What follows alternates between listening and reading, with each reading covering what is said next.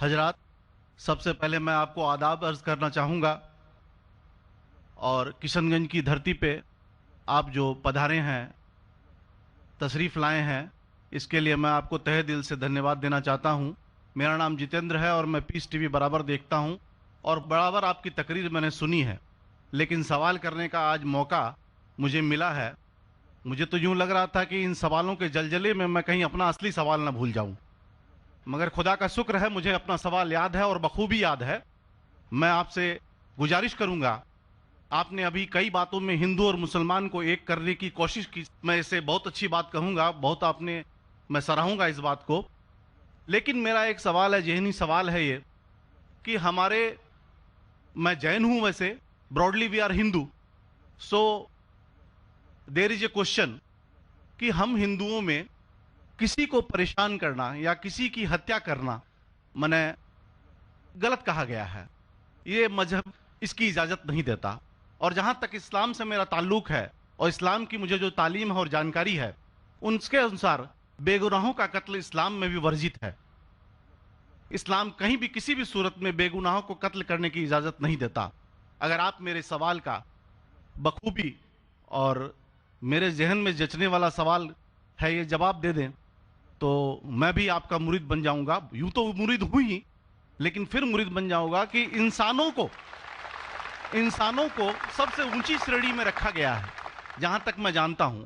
اور میں جب قریب اپنے کئی مسلمان انٹلیکچوئلز دوستوں سے سوال کرتا ہوں کہ سب کچھ ملتا ہے مگر آپ بلی کیوں دیتے ہیں، آپ ود کیوں کرتے ہیں، تو انہوں نے کہا کہ یہ چیزیں مسلمانوں کو استعمال کے لیے دی گئی ہے۔ میں اس پہ کلیریفیکیشن چاہوں گا، ڈاکٹر صاحب کا، آپ کا کلیریفیکیشن چاہوں گا، میں اس سوال کا جواب چاہوں گا آپ سے۔ وعلیکم السلام بھائی صاحب، آپ پہ سلامتی ہو۔ ویسے میں سوال کیا ہے کہ وہ پیس ٹی وی ماشاءاللہ کافی وقت سے دیکھ رہے، اور وہ کہتے ہیں کہ ہر مذہب میں کہا گیا ہے کہ قتل کرنا، انسان کی جان لینا غلط ہے، حرام ہے۔ ہندو مذہب میں کہا گیا ہے اور اسلام میں بھی، جیسے ان کی جانکاری صحیح ہے، کہ بے گناہ کا قتل کرنا حرام ہے۔ وہ یہ پوچھتے ہیں کہ بلی کہاں تک صحیح ہے؟ بلی کا مطلب میں آپ سے پوچھنا چاہتا ہوں کہ آپ یہ پوچھنا چاہتے ہیں مطلب جیسے ہم لوگ قربانی کے ٹائم میں، میرا یہی سوال ہے، ذاتی سوال یہی ہے میرا۔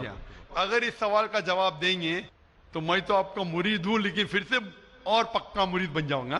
بھائی صاحب نے کہا کہ آپ لوگ قربانی کیوں دیتے ہیں، اور یہ قربانی کا جو سوال ہے کہ ہم عید الاضحیٰ بقر عید میں قربانی کیوں دیتے ہیں۔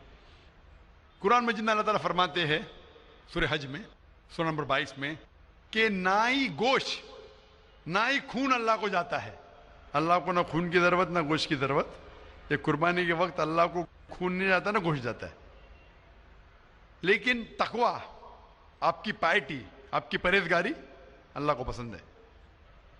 آپ اگر دیکھیں گے کہ عید الاضحیٰ کے بارے میں کیوں ہم قربانی کرتے ہیں، اور واقعہ جانیں گے ابراہیم علیہ السلام کا، کہ ابراہیم علیہ السلام کو اللہ سبحانہ و تعالیٰ نے، اس وقت بت پرستی بہت عام تھی، بت پرستی بہت عام تھی، اور قربانی انسانوں کی بہت عام تھی، اور ہندوستان میں بھی عام ہے، آج بھی ہندوستان میں کئی دیگر مذاہب میں لڑکیوں کی قربانی دی جاتی ہے، بچوں کی بلی دی جاتی ہے۔ کیا آپ چھوٹے بچے کا قتل کرو، عورت کا قتل کرو، بلی دے جاؤ اور بھگوان خوش ہو جائیں گے؟ کئی جگہ، الحمدللہ مسلمان میں نہیں ہے۔ تو اس وقت ابراہیم علیہ السلام کو اللہ نے پوچھا کہ آپ کو سب سے زیادہ عزیز اس دنیا میں کیا چیز ہے؟ تو انہوں نے کہا کہ میرا بیٹا۔ تو انہوں نے پوچھا کہ آپ اپنے بیٹے کی قربانی دے سکتے؟ اپنے پیغمبر ابراہیم علیہ السلام سے بیٹی قربانی دے سکتے؟ تو وہ چونک گئے، اور اللہ کے پیغمبر تھے، انہوں نے کے بیٹے سے کہا، بیٹے نے کہا بے شک اللہ کے لیے آپ میری قربانی دے سکتے، آپ اپنے آنکھ پہ پٹی ماننا۔ جیسا اللہ تعالیٰ فرماتے اس دنیا میں اللہ تعالیٰ ہمارا امتحان لے رہے، تو اللہ تعالیٰ امتحان لے رہے اپنے پیغمبر ابراہیم علیہ السلام کا۔ اللہ تعالیٰ یہ بھی جانتے کہ ابراہیم علیہ السلام جواب کیا دیں گے، تو ابراہیم علیہ السلام اپنے آنکھ پہ پٹی مارتے، اور جس طریقے سے حکم آتا ہے اپنے بیٹے کی قربانی دینے جاتے، اس وقت ہی ایک بھیڑ، گوٹ یا شیپ آ جاتا ہے، اور اس شیپ کی قربانی ہو جاتی. تو اس چیز کو یاد رکھنے کے لیے آج بھی مسلمان بقرعید کے ٹائم پہ عید الاضحیٰ کے وقت جانور کی قربانی دیتے. یہ یاد دلانے کے لیے ہمیں، کیونکہ یہ اللہ سبحانہ و تعالیٰ کی طرف سے اپنے آخری پیغمبر محمد صلی اللہ علیہ وسلم نے کہا، اس کی بات مانتے. لیکن اگر میں سوچوں دماغ سے کیوں، تو یہ سوچ سکتا ہوں کہ یہ ہمیں یاد دلانے کے لیے کیا اللہ کو انسان کی قربانی کی ضرورت نہیں، انسان کی جان لینے کی ضرورت نہیں. تو جو آج دنیا بھر میں آج بھی ہو رہا ہے کہ بچوں کو قتل کیا جا رہا ہے، عورتوں کا قتل کیا جا رہا ہے، بلی پہ چڑھایا جا رہا ہے، یہ بالکل غلط ہے. اور دونوں میں آپ دیکھیں گے فرق. اگر کوئی دوسرے مذہب میں، یا ہندو مذہب لو یا دیگر مذہب لو، اگر کوئی جانور کی بلی چڑھائی جاتی ہے تو ادھر ہی رکھ دیا جاتا ہے، اور اکثر وہ فضول ہو جاتا ہے. ہو سکتا ہے کبھی کوئی چپکے سے آ کے کھا لے. اسلام میں جب قربانی دی جاتی ہے عید الاضحیٰ کے ٹائم پہ، سب سے پہلے جو میں کہہ رہا ہوں کہ میری منطق یہ سمجھ سکتی ہے کہ ہمیں یہ یاد دلا رہے کہ انسانوں کی بلی چڑھانا حرام ہے. اور جب ہم یاد دلاتے اور جب بکرا کاٹتے یا جو بھی کاٹتے جانور، اس وقت جب ہم کاٹتے ہم اللہ کا نام لے کے کاٹتے. اور جو بھی جانور کی قربانی دیتے اس کے 3 حصے کر سکتے. ایک حصہ ہم خود رکھ سکتے، خود کے استعمال میں لا سکتے، 1/3 حصہ. دوسرا حصہ ہمیں ہمارے رشتہ دار میں بانٹنا چاہیے، اور تیسرا حصہ غریبوں میں بانٹنا چاہیے. جب قربانی دے رہے ہم اس جانور کا استعمال کر رہے. جانور کھانا الاؤڈ ہے کہ نہیں وہ ایک الگ بحث ہے، جس کے اوپر آپ پوچھے تو وہ جواب الگ ہے کہ جانور کھانا صحیح ہے کیا غلط ہے، وہ ایک الگ ڈیبیٹ ہے جو ہم ابھی نہیں. اگر آپ پوچھنا چاہیں تو اگلا سوال پوچھ سکتے ہیں. ایک تیسرا حصہ ہم استعمال کر رہے، ایک تیسرا حصہ ہم دوستوں میں بانٹ رہے ہمارے رشتہ دار میں، اور تیسرا حصہ ہم غریبوں میں بانٹتے. تو ان میں غریبوں کا فائدہ ہو رہا ہے، نہ فضول خرچی ہو رہی ہے، اور یاد دلایا جاتا ہے کہ انسانوں کا قتل کرنا غلط ہے. تو یہ اچھی چیز ہے. جب بلی جیسا دیکھے باقی مذاہب میں کیا ہو رہا ہے، انسانوں کا قتل کیا جاتا ہے، بالکل حرام ہے. اس کے علاوہ جب جانور کا بھی قتل کرتے وہ جانور فضول خرچی میں جاتا ہے. اسلام میں ہمیں یاد دلایا جاتا ہے، اور قرآن مجید میں لکھا ہے سورہ مائدہ سورہ 5 آیت نمبر 1 میں، اور سورہ نحل سورہ نمبر 16 آیت نمبر 5 میں، کہ جو جانور آپ کے لیے حلال ہے وہ کھا سکتے. جو چوپایا ہے، خالی وہ جانور مت کھاؤ جو آپ کے لیے حرام ہے، جو حلال ہے وہ کھا سکتے. تو یہ کھانے کے لیے ہمارے لیے خوراک ہے. ہم قربانی کے وقت نہ کچھ ضائع کر رہے، نہ پیسے کی بربادی کر رہے. ہمیں یاد دلایا جاتا ہے کہ نہ خدا کو گوشت جاتا ہے، نہ خدا کو خون جاتا ہے، خدا کو تقویٰ جاتا ہے. ہمارا تقویٰ، ہم کتنے پرہیزگار ہیں. اور ساتھ ساتھ اس کا استعمال ہوتا ہے. ایک تیسرا حصہ میں کھاتا ہوں، رشتہ داروں میں بانٹتا ہوں، اور آخری تیسرا حصہ میں بانٹتا ہوں غریبوں میں. تو اس سے فائدہ ہوتا ہے. تو اس میں کیا غلط ہے؟ بنسبت دوسرے مذاہب میں آپ دیکھیں گے اس میں نقصان ہی نقصان ہے. انسان کا قتل ہو رہا ہے، اور جانور کو بھی اگر بلی چڑھائی جاتی ہے تو فضول خرچی ہوتی ہے. بنسبت اسلام میں بقرعید کے اندر فائدہ ہی فائدہ ہے. ہوپ دان سے بہت خوب، آپ نے یہ بہت اچھا فرمایا. میں آپ کے جواب سے کافی سنتشٹ ہوں. اور جاتے جاتے ایک آخری سوال کرنا چاہوں گا کہ اہنسا کو اسلام کس نظریے سے دیکھتا ہے؟ اہنسا کو اسلام کس نظریے سے دیکھتا ہے؟ میں صاحب کا آخری سوال ہے کہ اہمسا کو اسلام کس نظریے سے دیکھتا ہے؟ عام طور پہ ہمسا حرام ہے. اسلام آتا ہے لفظ سلام سے، اس کے معنی ہے سلامتی، امن، شانتی. اسلام کے معنی ہے کہ شانتی حاصل کرنا، اپنی خواہش، اللہ کا جو پیغام ہے اس کے مطابق اپنی زندگی بسر کرنا اور امن حاصل کرنا، اسے کہتے ہیں اسلام. ہمسا عام طور پہ حرام ہے. لیکن اگر مثال کے طور پہ ہم دیکھتے ہیں ہر دیش میں قانون ہے، قانون ہے کہ چوری مت کرو، کسی کا قتل مت کرو.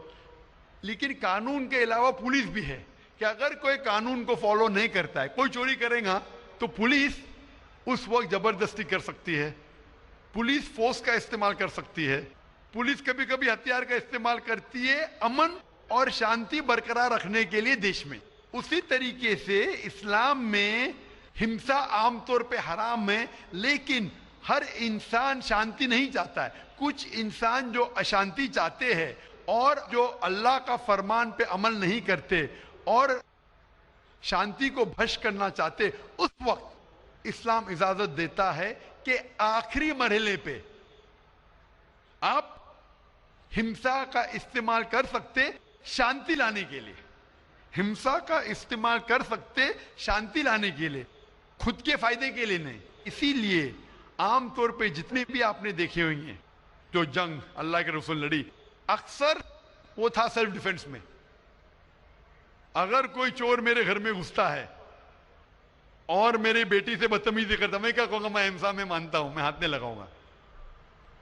मैं मेरी चूड़ियां नहीं पहना होगी हाथ में, मुसलमान हूं लेकिन चूड़ियां नहीं हाथ में पहना हूं। आपके घर में कोई चोर घुसता है और आपकी बेटी से बदतमीजी करता, आप क्या करेंगे? जी हाँ, मैं मुकाबला करूंगा। मुकाबला करेंगे, हाथ भी उठाएंगे ना। इस तरीके से हिंसा का इस्तेमाल आखिरी मरहले पे, अगर दूसरा कोई चारा नहीं है तो इस्तेमाल किया जा सकता है हक के लिए, ना हक के लिए नहीं। दूसरे को तकलीफ पहुंचाने के लिए गलत है, दूसरे का माल हड़प करने के लिए हराम है, लेकिन खुद के बचाव के लिए या अमन हासिल करने के लिए हिंसा का इस्तेमाल किया जा सकता है। लेकिन असल में इस्लाम आता है लफ्ज सलाम से, जिसके मानी है सलामती, अमन, ताकि दुनिया में सलामती पहुंचे। बहुत खूब, बहुत अच्छा लगा आपको सुन के। फिर एक बार मैं तहे दिल से आपका शुक्रिया अदा करना चाहूंगा। चाहता हूं कि आप खुदा हाफिज। एक खुदा में मानते? मैं एकदम एक खुदा को नहीं, मैं अपने अंदर में बैठे ब्रह्म को मानता हूं। मेरी अपनी अलग सोच है।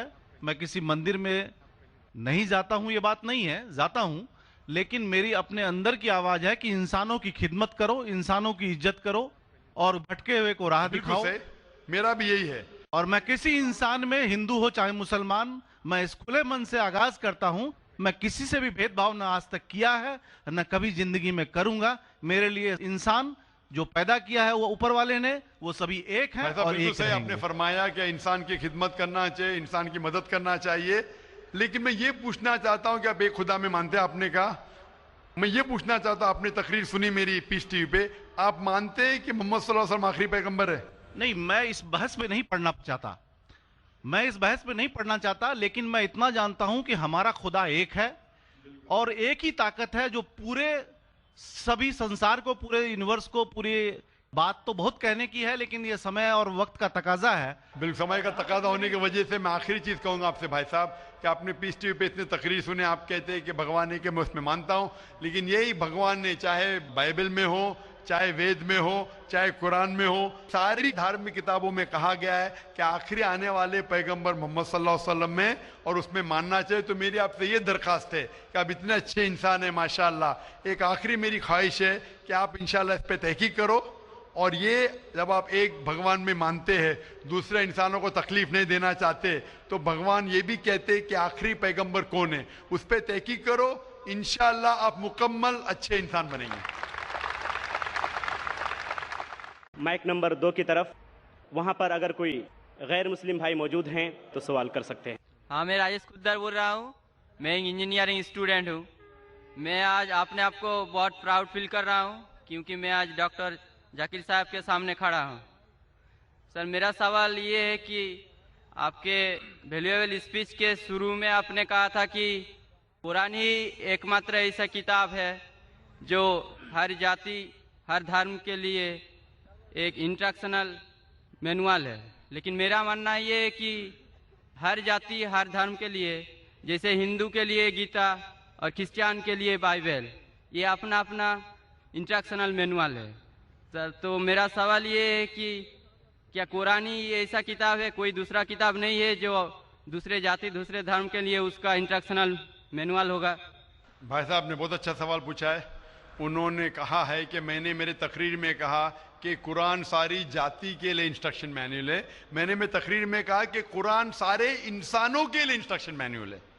और आपका ये सवाल है कि आपके हिसाब से वेद और भगवत गीता हिंदुओं के इंस्ट्रक्शन मैनुअल किताब है, कुरान मुसलमान की किताब है, इंस्ट्रक्शन मैनुअल है, तो क्या सिर्फ कुरान ही सारे इंसानों के लिए इंस्ट्रक्शन मैनुअल है, ऐसी कोई और किताब है क्या नहीं? ये सवाल बहुत अच्छा है।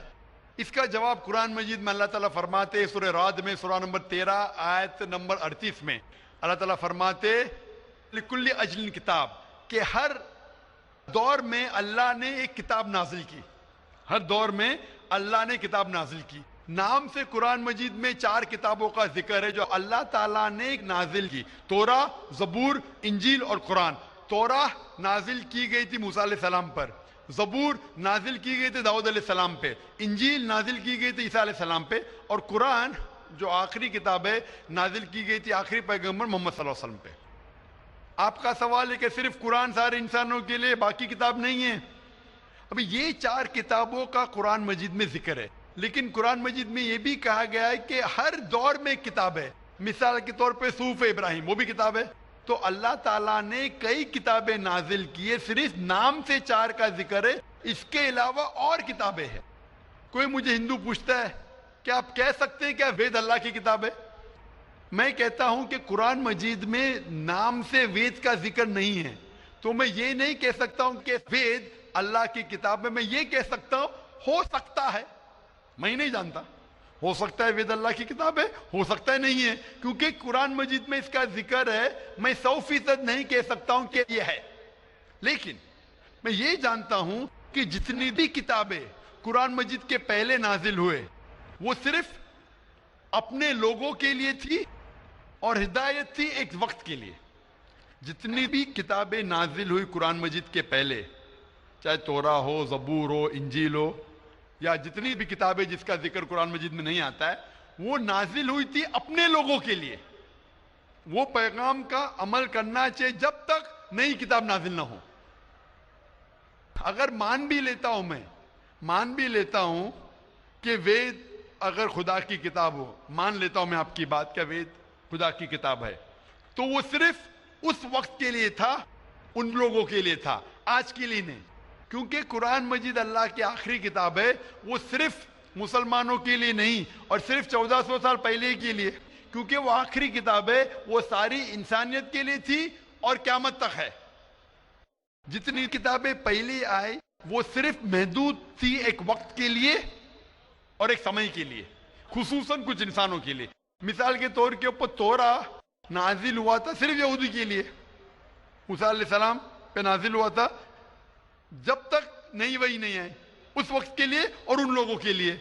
آج کیونکہ قرآن مجید آخری کلام ہے، وہ صرف مسلمانوں کے لیے نازل نہیں کیا گیا تھا، صرف عربوں کے لیے نہیں، لیکن سارے انسانوں کے لیے۔ اور جو قرآن مجید کا پیغام ہے وہ صرف 1400 سال پہلے کے لیے نہیں ہے، وہ قیامت تک کے لیے۔ اسی لیے اگر میں مان بھی لیتا ہوں وید خدا کا کلام تھا، وہ صرف اس وقت کے لیے تھا، اور جتنے بھی اللہ کے کلام جو قرآن مجید کے پہلے آئے، وقت کے دوران ان میں ملاوٹ ہونے لگی۔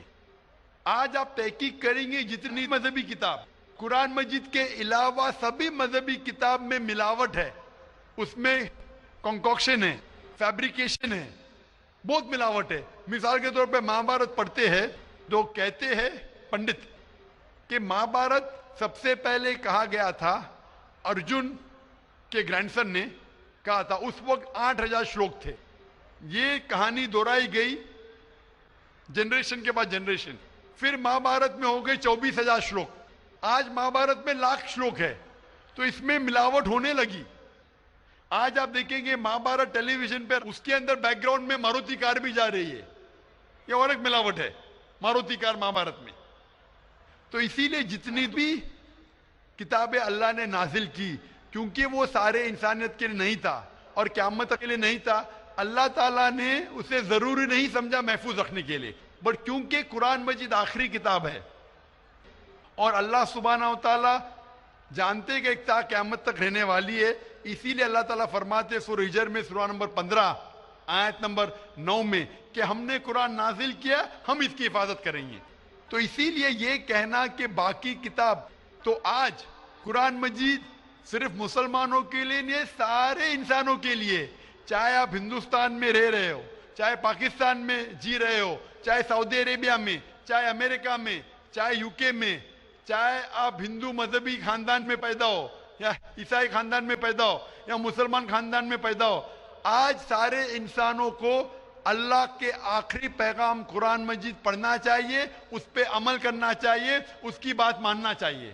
اسی لیے میں کہتا ہوں قرآن مجید سارے انسانوں کے لیے، یہ چیز میں وید کے بارے میں نہیں کہہ سکتا ہوں، کیونکہ اگر آپ تحقیق کرتے ہیں وید میں بھی ملاوٹ ہے، آج اگر آپ سائنس کے ذریعے تحقیق کرنے لگیں گے قرآن مجید کو چھوڑ کے باقی سارے کتابوں میں آپ کو غلطی ملیں گی.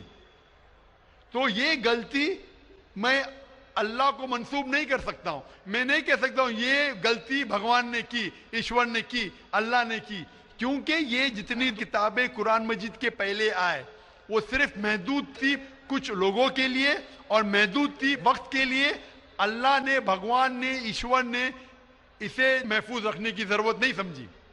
آج کیونکہ قرآن مجید آخری پیغام ہے اللہ کا, اللہ تعالیٰ خود کہتے ہیں کہ وہ محفوظ رکھیں گے. اسی لیے میں کہتا ہوں قرآن مجید ایک واحد کتاب ہے ساری دنیا میں جو سارے انسانوں کے انسٹرکشن مینیول ہے, میری بھی اور آپ کی بھی. Hope the answer the question brother. Thank you sir.